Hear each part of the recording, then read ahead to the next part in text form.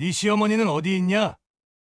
데리고 이제 집에 내려가야겠다. 어머, 자기 시어머니 집에 계셨어? 큰며느리가 당황한 얼굴로 박근종 씨를 안내한 곳은 주방에 붙어 있는 작은 골방이었습니다. 그곳은 박스를 보관하는 창고 같은 곳이었습니다. 박근종 씨가 들어가 보니 방 안에서는 찌린내가 확 풍겨 나와 비위가 상했습니다. 네 시어미 밥은 어떻게 했냐? 먹였지? 너 지금 먹고 있는 거지? 어머니가 워낙에 실수를 많이 하시니까 친구들 가고 난 다음에 드시게 하려고 했었죠. 방에서 실수하시면 안 되잖아요. 박근종 씨는 입을 꾹 다문 채 아내를 욕실로 데리고 가서 씻겼습니다. 아무거나 내가 입는 윗도리하고 바지 하나만 내와. 사연을 듣고 난 후 각자의 의견을 댓글로 남겨주시기 바랍니다. 사연자분에게 큰 힘이 될 수 있습니다. 각색될 수 있고 사연자분의 입장에서 구성될 수 있습니다. 박근종 씨는 올해 칠순이 된 남성으로 그의 아내와는 국민학교 2학년 때 만나 60년 넘게 함께 살아왔습니다. 두 사람은 21에 혼인을 했습니다. 박근종 씨의 아내는 55부터 조기 치매를 앓기 시작해 근종 씨는 하루 24시간 아내를 돌보아야 했습니다. 얼마 전 새벽 3시가 넘은 시간 아내가 잠에서 일찍 깨서 칭얼대자 그는 아내를 안고 달래기 시작했습니다. 결국 마당에 나가 아내를 업고 돌았습니다. 아내는 그의 등에 안겨 금세 진정되었습니다. 그는 아내에게 다정하게 말을 걸며 달랬습니다. 대준이 엄마, 왜 안 자고 이렇게 힘들게 해? 좀 자야 나도 더 잘 수 있지. 지금 새벽 3시 30분이야.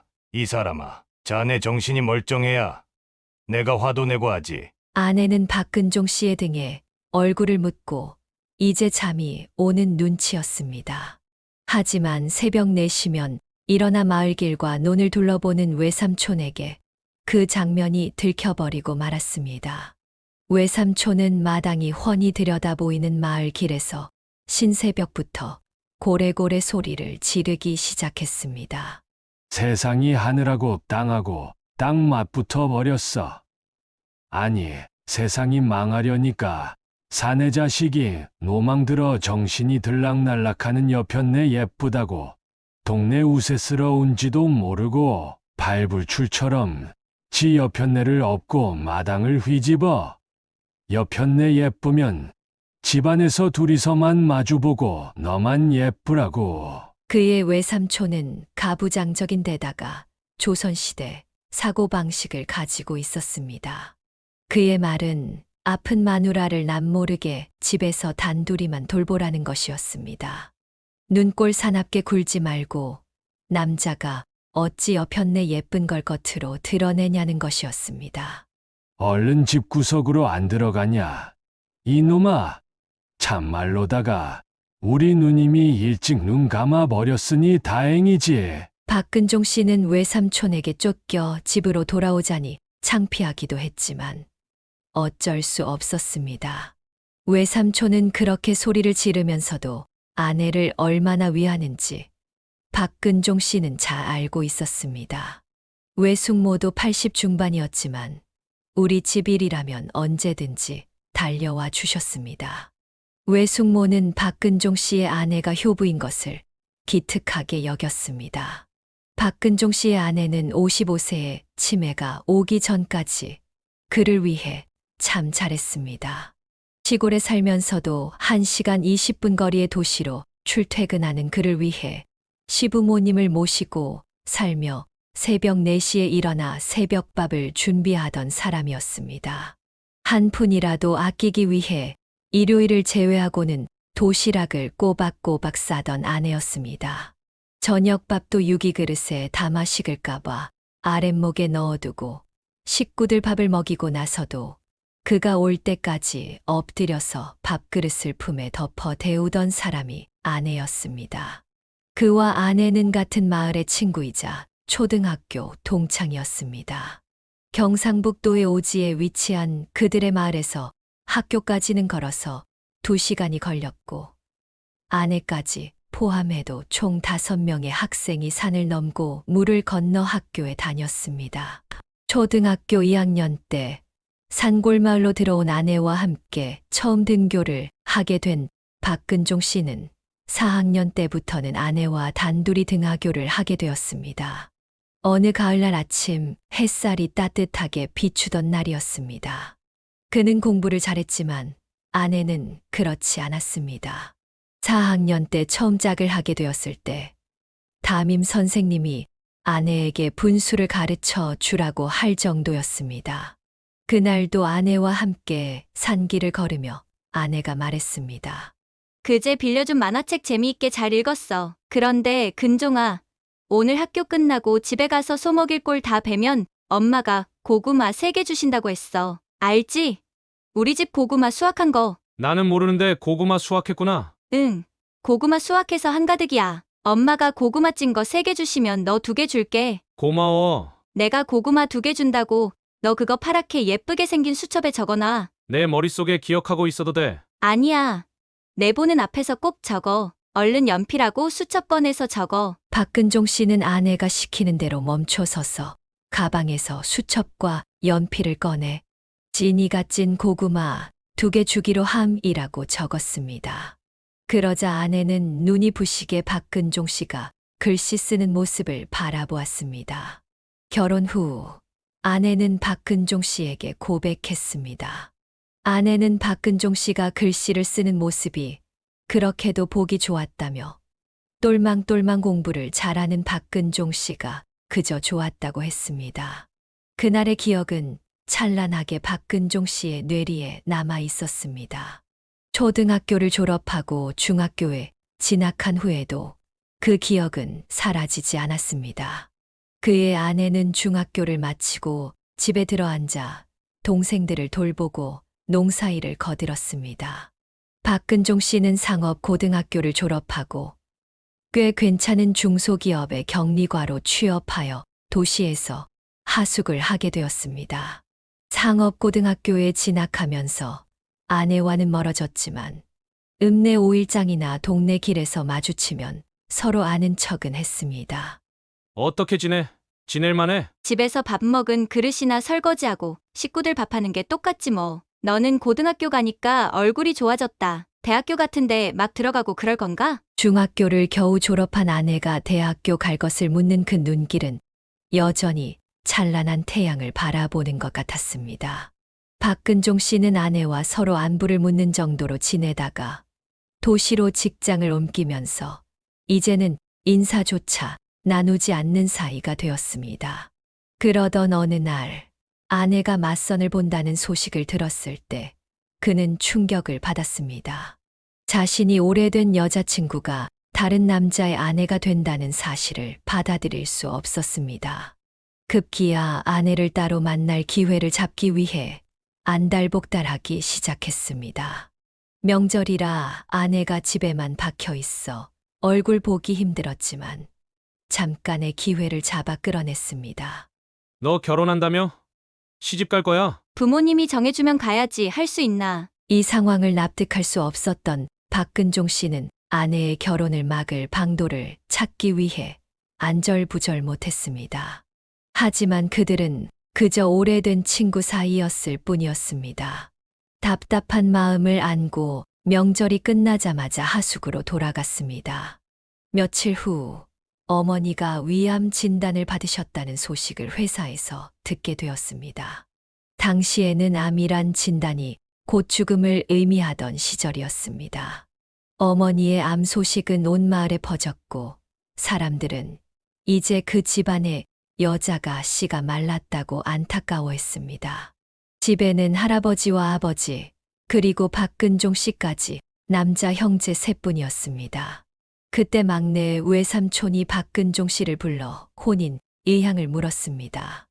아무래도 맞으니 고향에서 부모님 옆에 있어야 하지 않겠나? 남자 장가 일찍 들어서 나쁠 것 없지. 내가 장가를 일찍 들어봐서 아는데 남자 장가에 일찍 들어 손해볼 거 하나 없어. 게다가 맞이 아니냐? 응? 네 엄마도 저렇게 골골하고 살림채 쥐어줄 여자가 필요해. 박근종 씨는 그 순간 아내가 떠올랐습니다. 그는 외삼촌에게 진이에게 청혼해달라고 부탁했습니다. 그렇게 박근종 씨와 아내는 결혼하게 되었습니다. 마을 사람들 모두가 축복해주는 결혼이었습니다. 둘 다에게 좋은 혼사였기 때문이었습니다.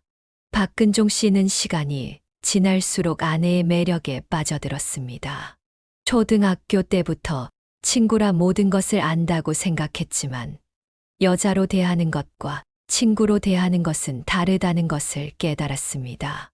아내는 한 집안의 며느리로, 아내로, 그리고 아이들의 어머니로 모두에게 진국이었습니다. 박근종 씨는 자신이 아내복이 많다고 생각하며 항상 감사하며 살았습니다. 아내가 집안에 들어오면서 살림이 잘 풀리니 아버지가 좋아하신 것은 기본이고 아내가 아들을 3살 터울로 연달아 낳아주니 어머니도 할아버지도 기뻐하셨습니다. 위암 진단을 받으셨던 어머니도 아내 덕분에 오래 사셨습니다. 아버지가 심장이 안 좋아 돌아가신 후 어머니가 치매가 오셨는데 아내는 돌아가시기 전까지 꼬박 4년을 화장실 수발을 다 직접 하였습니다.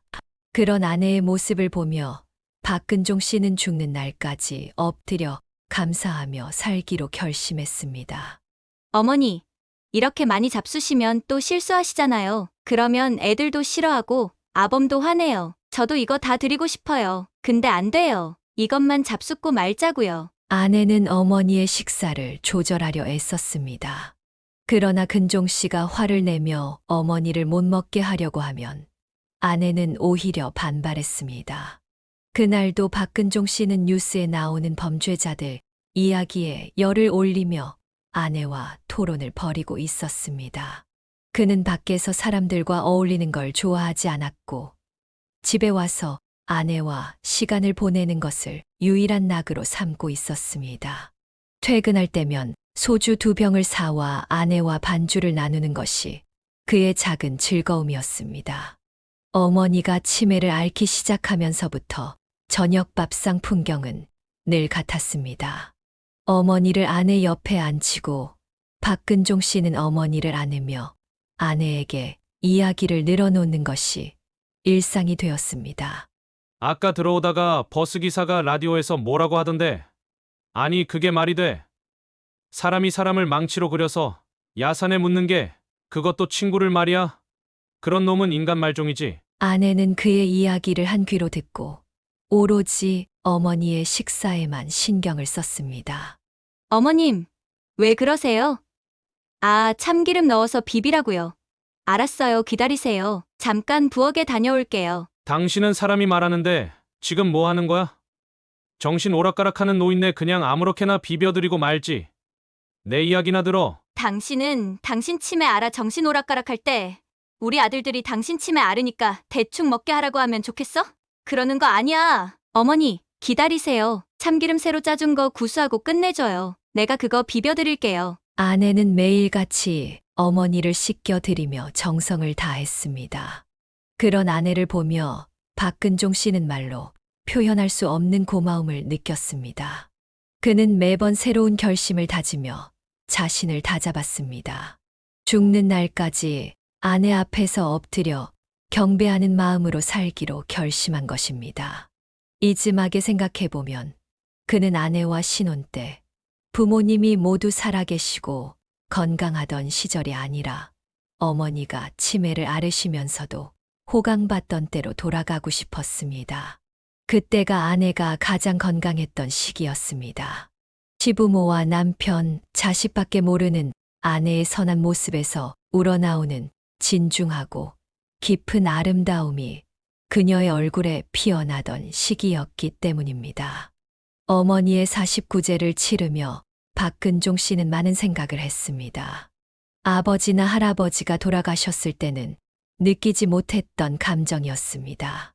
어머니가 생전에 입으시던 옷을 마당의 아궁이에서 태울 때 감나가는 옷이 하나도 없다는 사실에 박근종 씨는 자신의 무력함을 느꼈습니다. 나는 아들도 아니었네. 그저 어머니 모시고 50년 넘게 살면서 도대체 뭘 한 거야? 어머니는 젊은 시절 위암을 앓고도 75세까지 살다 가셨습니다. 그가 가지고 있던 고급 비단 옷이라고는 세월의 흔적으로 변색되고 마모된 두 벌뿐이었습니다. 장신구라고는 생신 때 아우들이 모아 해드린 금 보석함과 금시계, 금가락지 2개, 통장에는 2,100만 원이 전부였습니다. 사람 한 세상에 남는 게 이게 다인가 싶어 박근종 씨는 눈물을 흘렸습니다. 그때 그는 잠시 제정신을 잃었던 것 같습니다. 꼬박꼬박 월급이 나오는 직장을 그만두고 사업을 하겠다고 나섰으니 말입니다. 그는 아내와 아들들에게 초라한 모습을 보이지 않기 위해 결심한 일이었습니다. 그렇게 박근종 씨는 회사를 그만두고 퇴직금으로 유통사업을 시작했습니다. 당신, 아무 소리 마. 나 이거 꼭 할 거야. 집에서 여자가 잔소리하면 안 되는 게 남자 사업이란 거야. 내가 다 할 자신 있어서 시작한 거니까 입도 떼지 마. 아내의 걱정스러운 눈빛을 애써 무시하며 박근종 씨는 일을 시작했습니다. 늘 그의 결정을 따르던 아내는 설마 그렇게 철저히 실패할 줄은 모르고 어느 정도 믿고 있었습니다. 하지만 사업 시작 후 2년도 안 되어 회사 동료였던 동업자에게 속아 자본금을 모두 잃고 결국 집까지 팔아야 하는 상황에 이르게 되었습니다. 충격으로 근종 씨가 쓰러졌고 그의 사업 실패와 쓰러지는 모습을 본 아내도 쓰러지고 말았습니다. 당시 둘 다 54세였습니다. 그는 강단이 있어 금방 일어났지만 아내는 자리에서 오래 일어나지 못했고 결국 조기 치매에 이르게 되었습니다. 어느 날 그와 아내가 시장에 함께 갔습니다. 그는 자신이 살 물건을 사고 아내는 자신의 물건을 사기 위해 따로 헤어졌다가 칼국수집 앞에서 만나기로 했습니다. 하지만 30분이 지나도 아내는 오지 않았고 1시간이 지나도 오지 않았습니다. 아내는 전날 핸드폰을 술이 맡겨 가지고 있지 않았으니 근종 씨는 그저 기다릴 수밖에 없었습니다. 1시간 30분이 지나자 그는 혼자 칼국수를 먹고 집으로 돌아갔습니다. 예상대로 아내는 먼저 집에 와 있었습니다. 마당에서 열무를 절이고 있는 아내의 모습은 너무나도 평온했습니다. 미안한 기색 없이 멀끔히 쳐다보는 아내에게 박근종 씨는 소리쳤습니다. 왜 전화는 안 해? 미친 거야? 칼국수 사 먹기로 했는데 먼저 와버리면 나는 뭐하라고 거기서 하루 종일 기다리라는 거야? 당신 뭐 칼국수 사 먹고 오는 거야? 나물 놓고 찬밥 비벼서 먹으려고 기다렸구만. 그 일이 시작이었습니다. 아들 둘이 성화를 부려 대학병원에 아내를 데리고 갔더니 조기 치매 진단이 나왔습니다. 정말 하늘이 무너지는 기분이었습니다. 박근종 씨는 그날까지 조기 치매라는 것이 있는 줄도 몰랐습니다. 무엇보다도 자신이 저지른 사업 실패 때문에 아내가 이렇게 된 것 같아 죄책감이 그를 괴롭게 했습니다. 나이 55이면 인생의 한창 때인데 다른 집 여자들은 이제 자식들에게서도 자유로워져 친구들과 산으로 들러다니며 맛있는 음식을 찾아다니고 있을 나이였습니다. 그의 아내는 평생 시부모를 봉양하고 치매 걸린 시어머니를 돌보며 남편과 아이들 뒷바라지에 매진하다가 이제 시간이 자유로워질 즈음에 치매를 앓게 되었습니다. 아내에게 비단옷을 입히고 싶어서 시작한 사업이 결국 아내를 쓰러뜨린 것입니다. 아내의 조기 치매는 초반의 속도가 매우 빨랐습니다. 가장 속상했던 것은 아내가 밥 먹는 방법을 잊어버린 것이었습니다. 밥 한 수저를 먹고 국을 먹고 반찬을 먹는 그 순서 자체가 완전히 사라졌습니다. 박근종 씨가 반찬과 국을 직접 떠서 먹여 주지 않으면 아내는 그냥 밥만 먹고 끝내는 것입니다. 이는 박근종 씨가 하루 종일 아내 옆에 붙어 있어야 한다는 의미였습니다. 사업이 망해 어디서든 다시 일자리를 구해 마트에서 배달 일이라도 해야 했지만 아내가 아침에 눈을 뜨고 잠자리에서 일어나는 순간부터 그의 손길이 필요했기에 아무 일도 할 수 없었습니다. 하지만 하늘이 무너져도 솟아날 구멍이 있다는 말처럼 다행히 첫째 아들이 IT 사업을 시작해 수입을 올리고 있었습니다. 어디서 그런 재주가 나왔는지 청년들끼리 모여서 컴퓨터 프로그램을 개발해 판매하고 있었는데 그 시스템이 일달에 아들 앞으로만 1,000만 원씩 벌어들이고 있었습니다. 아들 녀석은 결혼을 앞두고 있어서 돈을 모아야 할 상황이었지만 박근종 씨와 아내를 위해 매달 300만 원을 보내주었습니다. 고맙다. 자식 돈을 받아서 쓰는 게 마음이 편하지는 않다만 부모가 되어서 도와주지도 못하고 오히려 자식 돈을 받는 게 면목이 없구나. 하지만 이 돈 없으면 어떻게 사나 싶기도 하고. 아버지, 그런 말씀 마세요. 아버지가 계셔 주셔서 얼마나 감사한지 몰라요. 아버지 없으면 우리끼리 엄마 어떻게 모셔요? 그리고 제 일은 꾸준하니까 돈 끊길 걱정은 마세요. 큰아들이 매달 300만 원을 보내주고 둘째 아들은 대학 시절부터 아르바이트한 돈으로 모은 3천만 원을 내어 집 빚을 갚았습니다. 덕분에 박근종 씨는 돈 걱정 없이 아내 곁에 있을 수 있었습니다. 매일 똑같은 나날이었지만 아내의 증상은 자고 일어날 때마다 나빠져 있었습니다. 깔끔했던 아내였기에 아침에 씻기지 않고는 밥을 먹일 수 없었습니다. 박근종 씨는 아내의 예쁜 입안을 들여다보며 칫솔로 구석구석 닦아주곤 했습니다. 그럴 때면 내가 이렇게 하려고 아내랑 9살부터 만난 건가 하는 구슬프면서도 행복한 감정이 밀려들었습니다. 아내가 어머니를 위해 헌신한 것을 갚는다는 의미도 있었지만 더 큰 것은 사랑이었습니다. 치약 거품이 아내의 입에 가득 찼는데도 그것을 뱉어내는 방법을 잊어버린 아내에게 박근종 씨는 시범을 보이며 하루를 시작했습니다. 아내를 씻긴 후 박근종 씨는 아침밥을 준비했습니다. 그는 어느새 밥하는데 도사가 되어 일어나자마자 씻어둔 쌀을 밥통에 앉혔습니다. 아내는 거실에서 서성거렸습니다. 치매 증세가 있는 사람들 중에는 앉지 않고 서성거리는 경우가 있는데 아내도 그랬습니다. 처음에는 저렇게 서 있으려면 다리 아플 텐데 하고 걱정했지만 이제는 그냥 내버려 두었습니다. 박근종 씨는 남자라 설거지가 가장 싫었지만 밥을 먹고 나서 설거지를 미루면 아내가 음식 찌꺼기 냄새를 싫어했습니다. 그래서 박근종 씨는 설거지를 최대한 빨리 하려고 애썼습니다. 아내는 온 집안을 서성이며 다녔고 박근종 씨는 전날 요양보호사가 끓여놓고 간 된장찌개를 데우고 아내가 좋아하는 계란말이를 준비했습니다. 그리고 아내와 나란히 앉아 밥을 먹었습니다. 자, 아해 밥 먹어야지. 박근종 씨는 아내의 입에 한 입 더 넣고 이어 자신도 밥을 먹었습니다.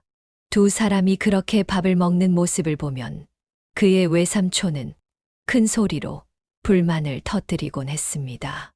외숙모가 반찬을 만들어 근종 씨 집에 며칠에 한 번씩 가져다 주셨는데 그때마다 외삼촌이 심부름을 겸해 들르곤 했습니다. 80 중반이신 외숙모는 그 노고에도 불구하고 박근종 씨네 반찬을 챙겨주셨습니다. 외숙모는 근종 씨의 큰 며느리의 소홀한 태도에 속상함을 느꼈기 때문이었습니다.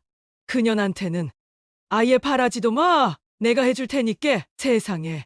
시애미가 15년을 치매 알았는데 지 시애비가 요강수발까지 하는데도 그 시애비한테 죄송해서라도 나는 뭐라도 하겠다고. 큰 며느리란 게 1년에 2번 명절날 아침에 와서 밥만 먹고 가는 게 다야. 남보다 못해. 큰 며느리는 서울의 유명 백화점에 식당 매장을 3곳이나 가지고 있는 부잣집 딸이었습니다. 아내가 조기 치매 진단을 받던 그해 12월에 아들 결혼식이 있었고 그 다음 해에는 손자가 태어났습니다. 세상 어느 시아버지가 며느리를 탓할 수 있겠습니까? 그건 곧 자기 얼굴에 침을 뱉는 일과 같았습니다. 하지만 박근종 씨는 이날까지 누구를 특별히 미워해 본 적 없었지만 큰며느리에게는 섭섭한 마음이 있었습니다. 첫 손자는 정말 예뻤습니다. 근종 씨 부부에게 첫 손자가 생긴 해 그들은 56세였습니다. 남들보다 일찍 결혼해 일찍 손자를 보았기에 가능했지만 손자는 눈에 넣어도 아프지 않을 만큼 예뻤습니다. 박근종 씨의 아들이 핸드폰으로 찍은 사진을 보내왔습니다.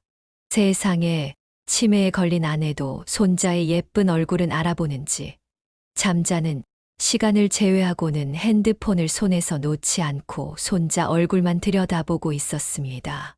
그렇게 생후 하루 된 손자 사진을 닳도록 보고 있으면서도 손자의 실물을 보기 위해 하루 24시간을 기다리며 목이 빠지게 기다렸습니다. 그런데도 아들 부부는 산후조리 50일이 끝나고 한 달이 넘도록 와 보라는 말을 하지 않았습니다. 기다리다 지친 박근종 씨가 전화를 걸었더니 곧 100일이니 그때 서울로 오세요. 라는 말밖에 없었습니다. 100일 되는 날 아들 부부는 무슨 호텔 식당을 빌려서 양가 가족만 모여 작은 행사를 했습니다. 그 자리에서 큰며느리가 아내가 아이를 만지지 못하게 하자 박근종 씨의 속은 무척 상했습니다. 어머님, 손 씻으셨어요? 어머니가 화장실도 제대로 못 가시니까 제가 찝찝해서 그래요. 그러니까 다음에 집에서 뵐 때 잠깐 안아보세요. 아내는 며느리가 왜 아이를 안게 하지 않는지 이유를 짐작하지 못하고 목이 타고 애가 타서 두 팔을 벌려 아기를 부르기만 했습니다. 근종 씨는 성질 같아서는 아내를 데리고 집에 가고 싶었지만 가족 행사에서 어른으로서의 체면을 구길까봐 참기로 했습니다. 그 이후로도 큰며느리는 아이를 데리고 되도록 오지 않으려 했습니다. 외숙모님의 말씀처럼 큰며느리는 1년에 딱 2번 명절 아침에 와서 밥 한 끼를 같이 먹고는 누가 쫓아오기라도 하듯 아들을 부추겨 서울로 돌아가곤 했습니다. 친구들이 말하기를 아들 자식은 장가 보내는 순간 며느리의 남편일 뿐이라고 하더니 정말 그 말이 맞았습니다. 그래도 생활비를 꼬박꼬박 보내주는 걸 감사하게 여기며 살기로 했습니다. 둘째 아들은 오랫동안 연애만 하는 여자친구가 있는데 둘 다 비혼주의라며 결혼은 하지 않고 연애만 하겠다고 했습니다. 둘째 아들도 착하기는 하지만 아들 자식들은 딸 자식 같지 않아서 있는 듯 없는 듯 했습니다. 반면에 외삼촌 부부는 모두 딸들이고 딸들에게 효도를 받으며 사는 분들이라 늘 여유가 넘쳤습니다. 외삼촌 부부는 박근종 씨가 정신적으로나 육체적으로 힘들게 사는 것을 늘 안타깝게 여기며 자주 살펴보러 오셨습니다. 어느 날 외삼촌 대신 반찬을 직접 가져오신 외숙모와 이런저런 이야기를 나누고 있었습니다. 대화에 정신이 팔려 참외를 먹던 아내가 갑자기 바지를 내리고 실수를 한 것을 박근종 씨는 보지 못했습니다.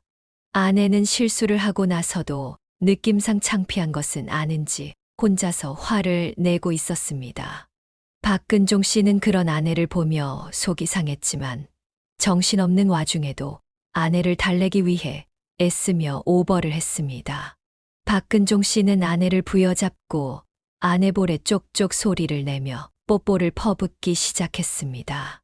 당신이 뭔 짓을 해도 예쁘고 사랑합니다요. 그런 두 사람의 모습을 보며 외숙모는 눈물을 훔쳤습니다. 그게 바로 사랑의 힘이었습니다. 아내가 뭘 하든 눈살이 찌푸려지지 않는 그 마음이 바로 사랑이었습니다. 박근종 씨도 자기가 아내를 이렇게 사랑하는지 몰랐는데 아내가 조기 치매를 앓기 시작하면서 이상하게 아내가 더 좋아지기 시작했습니다. 처음으로 자기 자식이 생겼을 때를 떠올렸습니다. 그 작은 생명체가 온전히 박근종 씨만 믿고 세상에 나와서 포대기에 쌓여 있을 때 자신과 아내 말고는 믿을 사람 하나 없는 그 생명체가 어찌나 애틋하고 걱정되고 사랑스럽고 예쁘던지요. 그래서 나를 믿고 세상에 나온 내 새끼를 위해 박근종 씨는 수십 년 동안 새벽에 일어나 씻고 출근하며 살 수 있었던 것 같았습니다. 그 아이를 벌어먹여 살리기 위해서였죠. 마찬가지로 이 세상에서 믿을 사람은 오직 자기뿐이라 여기는 아내가 이제는 자식처럼 사랑스럽게 느껴졌던 것입니다.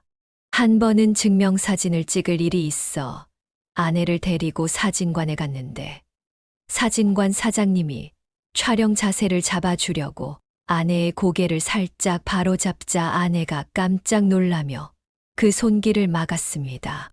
그런데 박근종 씨가 고개를 바로잡아주자 아내는 순순히 있었습니다. 나는 만져도 되고 다른 사람은 안 돼. 박근종 씨가 이렇게 물었지만 아내는 일절 대답 없이 멍하니 먼 곳을 바라볼 뿐이었습니다. 그때 박근종 씨는 딱 한 가지 결심을 했습니다. 아내를 먼저 보내고 그 다음에 자기가 죽겠다고. 나 자신을 위해 오래 살기를 바라지 않으니 부디 아내보다 하루라도 더 오래 살게 해주세요. 박근종 씨는 이렇게 기도했습니다. 자식들이 효자라서 며느리가 효부라서 아내를 케어해 줄 리는 만무했으니까요. 그놈들은 죽었다 깨어나도 그건 못할 일이었습니다. 그런 기도를 해서였을까요? 어느 겨울날 영하 14도쯤 되는 날씨에 자고 일어나 마당에 나가다가 갑자기 가슴에서 목까지 치밀어 오르는 통증에 어금니까지 마구 흔들렸습니다. 이대로 죽는 건가 은 가슴 통증이 밀려왔습니다. 너무 아파서 이대로 죽을 것만 같은 극한의 고통이었습니다. 마침 이웃에 사는 통장이 서류를 전해주려고 왔다가 박근종 씨를 보고 119를 불러줬습니다. 병원으로 가 응급처치를 받고 심근경색이라는 진단을 받았습니다. 이후로는 조심하며 생활해왔습니다. 퇴원하고 집에 돌아오자 아내는 사람이 가고 오는지 죽는지 사는지도 모르고 서성이며 창밖을 바라보고 있었습니다. 박근종 씨는 내가 이러다 자다가도 갈 수 있는데 이 여자를 어찌해야 하나. 그는 이런 생각이 들었습니다. 집을 팔아 절에 시주를 하고 절 뒷방을 얻어 살까? 그러면 내가 먼저 죽으면 부처님 모시는 분들이 설마 아내를 걷어주겠지? 하는 생각도 들었습니다. 저 여편 내가 너무 오래 살면 그것도 문제잖아. 그럼 지금부터 아무도 눈치채지 못하게 먹는 양을 조금씩 줄여서 둘이 서서히 같이 죽어야 하나? 박근종 씨는 이런저런 생각을 해보았습니다. 어떻게든 아내를 먼저 떠나보내야겠다는 생각만 가득했습니다. 컴퓨터로 이런저런 방법을 검색해 보기도 했습니다. 심근경색은 정기적으로 검사를 받아야 해서 병원에 갈 때마다 요양보호사에게 부탁해 하루 반 정도 집에 있어 달라고 부탁하며 일을 진행했습니다. 그런데 어느 날은 도저히 아무도 와줄 수 없는 상황이 생긴 것입니다. 큰아들에게 부탁을 했습니다. 대준아, 하루쯤은 어미가 내 엄마를 좀 봐주면 안 될까 싶다. 한 번도 안 해봐서 어색하고 싫겠지만 요즘은 얌전하니까 괜찮을 거야. 그리고 화장실은 미리미리 가게 하면 큰 실수는 안 할 거야. 며느리는 오만상을 찌푸리고 있었지만 그는 아내를 아들 집에 들여보내고 병원에서 검사를 받기 시작했습니다. 하지만 마음이 편치 않았습니다. 이 여자가 밥은 제대로 먹었나? 전화해보고 싶었지만 그러면 꼭 체크하는 것 같을까봐 못했습니다. 검사를 3개 남겨두고는 중도에 포기하고 아들 집으로 들어갔습니다. 집은 왁자지껄했습니다. 며느리는 같은 아파트에 사는 엄마 2명과 함께 모여 수다를 떨고 있었습니다. 시아버지가 검사하는 날이라도 며느리 나름대로 일정이 있을 테니 모여 앉아 수다 떨고 밥 먹을 수는 있겠지 싶어 이해하려 했습니다. 박근종 씨는 가슴속에 섭섭함을 눌러가며 두리번거리며 아내를 찾기 시작했습니다. 네 시어머니는 어디 있냐? 데리고 이제 집에 내려가야겠다. 그가 말하자 젊은 여자 중 하나가 대꾸했습니다. 어머, 자기 시어머니 집에 계셨어? 순간 무슨 소리인가 싶어 가슴이 덜컥 내려앉았습니다. 큰 며느리가 당황한 얼굴로 박근종 씨를 안내한 곳은 주방에 붙어 있는 작은 골방이었습니다. 그곳은 박스를 보관하는 창고 같은 곳이었습니다. 박근종 씨가 들어가 보니 방 안에서는 찌린내가 확 풍겨 나와 비위가 상했습니다. 아내는 그 방에서 나오지 못한 채 며느리가 놓아준 대야에 소변을 보라는 지시를 따르지 못해 방바닥에 소변을 보고 그 위에 뭉개고 앉아 있었습니다. 세상에, 지녀는 친구들과 함께 스시와 고급 외국 음식을 주문해서 쌓아놓고 즐기면서 그 시어미가 있는 방에는 생수병 하나만 덩그러니 놓여 있었습니다. 박근종 씨는 화가 나서 물었습니다. 네 시어미 밥은 어떻게 했냐? 먹였지? 너 지금 먹고 있는 거지? 며느리는 대답했습니다. 어머니가 워낙에 실수를 많이 하시니까 친구들 가고 난 다음에 드시게 하려고 했었죠. 방에서 실수하시면 안 되잖아요. 박근종 씨는 순간 엿장수들이 쓰는 가위라도 있었다면 며느리의 길다란 생머리를 잘라버리고 싶을 만큼 화가 치밀었습니다.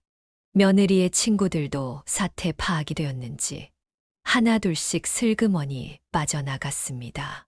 박근종 씨는 입을 꾹 다문 채 아내를 욕실로 데리고 가서 씻겼습니다. 아무거나 내가 입는 윗도리하고 바지 하나만 내와. 박근종 씨는 더 말하지 않겠다고 다짐하고 콜택시를 불렀습니다. 택시가 도착하자 뒤도 돌아보지 않고 아내와 함께 차에 올랐습니다.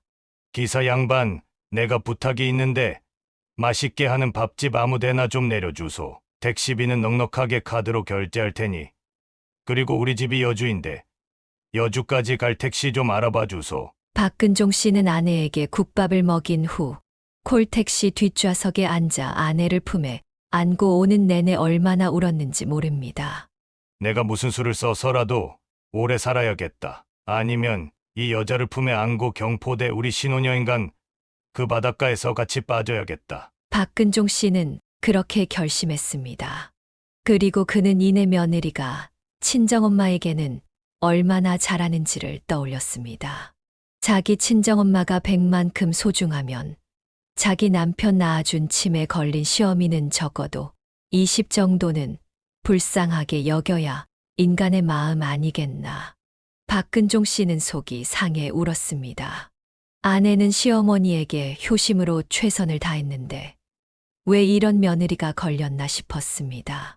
집에 도착하자마자 옷을 벗기다 잠시 전화를 받고 온 사이 아내는 긴장이 풀려서 방바닥 여기저기에 실수를 했습니다. 그 모습을 보니 오히려 피곤해서 그런지 아내가 예쁘게 실수한 것처럼 느껴졌습니다. 박근종 씨는 아내 얼굴에 뽀뽀를 퍼부었습니다. 우리 진희 씨는 실수도 예쁘게 해. 어쩜 저렇게 모양이 예쁘냐? 나 편하라고 그랬지. 아내를 다시 씻기고 이불 속에 넣어준 뒤 쪼그라든 아내의 얼굴을 한참 들여다보며 박근종 씨는 눈물을 흘렸습니다. 그는 아내의 깨끗한 얼굴에 얼굴을 묻고 속삭였습니다. 태준이 엄마, 제발 가라. 지금 가. 내가 아파서 언제 어떻게 될지 몰라. 그러니까 나 멀쩡할 때 내 품 안에서 가라. 여보, 사랑해. 내가 당신을 얼마나 사랑하는지 알지? 여보, 혼자 가게 해서 미안해. 그게 당신한테도 좋아. 박근종 씨가 울자 아내는 처음으로 그의 눈을 똑바로 맞추더니 놀랍게도 말을 하기 시작했습니다.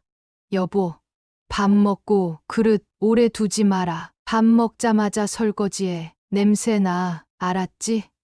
집에 반찬 냄새 나니까. 알았지? 여보, 오래 살지 말고 따라와. 자식들한테 구박받지 말고 바로 따라와. 박근종 씨는 아내를 끌어안고 울었습니다. 그게 아내와의 마지막 대화가 되었습니다. 며칠 후 아내는 욕실 바닥에 깔아둔 고무 매트를 닦으려다가 그만 미끄러져 세상을 떠났습니다. 그날 박근종 씨는 마당에 아내를 데리고 나왔어야 했는데 잠깐 실수한 사이에 그런 일이 벌어졌습니다. 아내의 치매를 보살핀 지 정확히 15년이 되는 해였습니다. 아내의 초상을 치르면서도 박근종 씨는 눈물 한 방울 흘리지 않았습니다. 남들이 보기에 부끄러울 정도로 아무렇지 않았습니다. 오죽하면 자기 자신이 창피할 지경이었습니다. 그때 멀찍이 떨어져 앉아 그의 행동을 주시하던 외삼촌이 말했습니다. 저게 사람이 진짜 아무렇지 않아서 저러는 건 아닌데. 저 사람 얼굴을 보니까 소름이 끼쳐. 저게 죽은 사람 얼굴이지. 산 사람 얼굴이야. 나는 태준이 엄마가 치매를 앓아서 15년을 그렇게 살았어도 하나도 불쌍하지 않다. 여자로 태어나서 남자한테 그런 사랑 받아보는 게 쉬운 일이야. 원도 한도 없이 살다 갔지. 그리고 그렇게 좋아하는 서방님 품에서 죽었으니 됐지 뭐. 박근종 씨는 아내를 선산에 묻고 온날 저녁부터 죽은 듯이 사흘을 자고 일어났습니다. 외삼촌 말씀으로는 인간이 그렇게도 잘 잘 수 있는지 싶을 정도로 깊이 잠들었다고 했습니다. 아마도 오랜 병간호의 피로 때문이었겠지요. 박근종 씨가 제대로 일어나 앉아 미음도 먹고 씻고 움직이는 걸 보자 외삼촌 부부는 안심하고 댁으로 돌아갔습니다. 자식들도 아침, 점심, 저녁으로 전화하던 것을 그만두었습니다. 며느리도 자신이 잘못을 이제야 깨달았는지 다녀가기도 했습니다. 비록 오물을 등에 지고 벽에 대고 앉아 있어도 내 배우자가 최고입니다. 물론 긴 병에 효자 없다는 말도 맞습니다. 자식들은 다 자기 짝과 살지 나와 살 건 아니니까요. 그때부터 박근종 씨는 아내가 사라진 집의 정막을 견뎌야 했습니다. 읍에 있는 큰 슈퍼에서 늦게까지 있다가 컴컴한 집으로 돌아올 때 불 꺼진 아무도 없는 집에 들어가는 것이 그리도 서늘하게 사람을 시리게 하는지 처음 알았습니다. 아무도 없는 집에서 아내와 평생 같이 자던 안방에 혼자 앉아 있는 자신을 견딜 수 없었습니다. 박근종 씨는 그제야 깨달았습니다. 자신이 새끼를 낳고 그 새끼를 벌어먹여 살리기 위해 죽어라 출퇴근했던 것처럼 아내가 병이 들어 자신을 의지한 것이 아니라 자신이 병든 아내를 의지하며 살아왔다는 것을 말입니다. 그의 의지처가 사라지자 삶은 초조하고 불안한 날들로 변했습니다. 앉을 수도 없고 서 있을 수도 없어지자 박근종 씨는 아내처럼 서성이기 시작했습니다. 그렇게 시작된 것은 죽은 아내와의 대화였습니다. 물론 책장에 세워둔 아내의 영정사진을 바라보며 하는 말들이었지만요. 박근종 씨는 사진 속 아내를 바라보며 속삭였습니다. 여보, 나는 지금도 알 수 없는 게 있어. 태준 엄마, 내가 죽으라고 한 말이 그렇게 섭섭해서 간 거야? 내가 진짜 당신이 미워서 그랬겠어? 내가 심장이 안 좋다잖아. 괴로워서 그랬다고. 그러면 사진 속의 아내가 답을 해주는 듯 했습니다. 내가 왜 몰랐겠수. 당신 괴로워서 그런 거. 나보고 걱정돼서 그런 거. 그걸 몰라 내가? 내가 당신 속을 10번은 들어갔다 나온 사람인데. 박근종 씨는 대답했습니다. 그럼 왜 간 거야? 그 말하고 사흘 후에 갔잖아. 그러자 사진 속 아내의 목소리가 다시 들리는 듯 했습니다. 여보, 그건 그런 게 아니야. 박근종 씨는 혼잣말처럼 물었습니다. 당신, 거기서 살만하니? 이제 정신이 맑아? 왜 대답을 안 해? 이런 거 물으면 꼭 대답을 안 하고 넘기더라. 박근종 씨는 아내와의 이 대화를 속으로 되뇌며 살아갔습니다. 그의 말은 사실 환상 속의 대화였지만 그에게는 너무도 실제 같았습니다. 그는 그렇게 살아가고 있었지만 동네 사람들은 그를 이상하게 바라보기 시작했습니다. 동네 사람들은 박근종 씨를 보고 오늘은 정신이 맑아 보이시네요. 식사는 어디서 하셨어요? 장에 좀 그만 나가세요. 라고 말을 건넸습니다. 자식들은 한 달에 한 번 오던 방문을 2주에 한 번으로 늘렸고 아내의 요양을 도와주던 요양보호사도 다시 오기 시작했습니다. 외삼촌과 외숙모는 아침, 점심, 저녁으로 박근종 씨를 찾아오며 신경을 썼습니다. 외삼촌은 말했습니다. 근종아, 너도 치매가 온 것 같아. 엄마의 아내, 이젠 너까지 치매라니. 이 사람아, 죽은 여편네가 그렇게 예쁘면 예쁜 거지. 따라 죽으려고 치매 걸린 거야. 정신 똑바로 차려. 박근종 씨는 어느 날부터 사람들의 말이 잘 들리지 않다가도 가끔은 귀에 쏙쏙 들어오는 날이 있었습니다. 외삼촌의 말에 의하면 5일장이 서는 날이면 박근종 씨는 은으로 된 돗자리를 옆에 끼고 시장에 나가서 과일 파는 가게 앞에 돗자리를 펴고 앉았습니다. 거기 참외 좀 주소. 우리 집사람이 참외를 좋아하는데 임신했어요. 참외 좀 가져다 주게. 과일 가게 주인은 장사를 해야 하니 빨리 보내려고 비닐봉지에 참외를 담아 건넸습니다. 박근종 씨의 자식들은 그 시장에 가서 참외 값을 치렀습니다. 또 요양보호사가 차려놓은 밥을 보자기에 싸서 집 뒤 선산으로 올라가 아내 무덤 앞에 앉아 밥을 먹는 날이 잦아졌습니다. 박근종 씨는 수저에 밥을 떠서 무덤에 대고 말했습니다. 이런 행동이 3달 이상 이어지자 자식들은 박근종 씨를 요양원에 보내기로 합의했습니다. 금요일 아침 2 아들이 차를 타고 집 앞에 도착했고 며느리와 15살, 13살 된 손자들까지 모두 모여 박근종 씨를 요양원으로 데리고 갔습니다. 집을 떠나기 전날 외삼촌과 외숙모가 찾아와 박근종 씨의 옷을 가방에 꾸렸습니다. 근종아, 이제 거기 들어가면 우리는 영영 이렇게 다시는 같이 못 살 테니까 내가 요양원에 들어가지 않는 한 말이야. 또 이렇게 같이 살 날이 있겠어? 나 시집 와서 67년, 조카 3살 때 봤는데 참 사람 한 세상 참 잠시 잠깐이야. 근종아, 마누라 뒤치다꺼리 하느라 고생 많았어. 오래 속썩이지 말고 빨리 떠나가면 자네가 예뻐 죽는 자네 마누라 기다리고 있을 거야. 외삼촌과 외숙모는 박근종 씨가 떠나는 날 아침 큰아들 차에 오르는 박근종 씨의 허리춤을 붙잡고 오열했습니다. 요양원 로비에 앉아 아들들이 수속을 마치는 걸 지켜보던 박근종 씨는 건너편 소파에 10살쯤 많아 보이는 노인과 그 자손들이 우글거리는 모습을 보았습니다. 그 집도 아마 노인을 입원시키려는 것 같았습니다. 30대로 보이는 젊은 남자가 터울이 얼마 나지 않는 2 아들을 돌보고 있었습니다. 아들 2을 키우는 것이 얼마나 힘든지 알고 있는 박근종 씨는 그 모습을 보며 젊었을 적 자신의 모습을 떠올렸습니다. 어느 해 겨울 영하 20도 가까운 날 박근종 씨는 감기 몸살로 몸이 무거워 새벽에 눈을 떴습니다. 회사에 나갈 수 없을 것 같아 이불 속에서 일어나지 못하고 있는데 돌된 작은 아들이 엉금엉금 기어와 볼을 부볐습니다.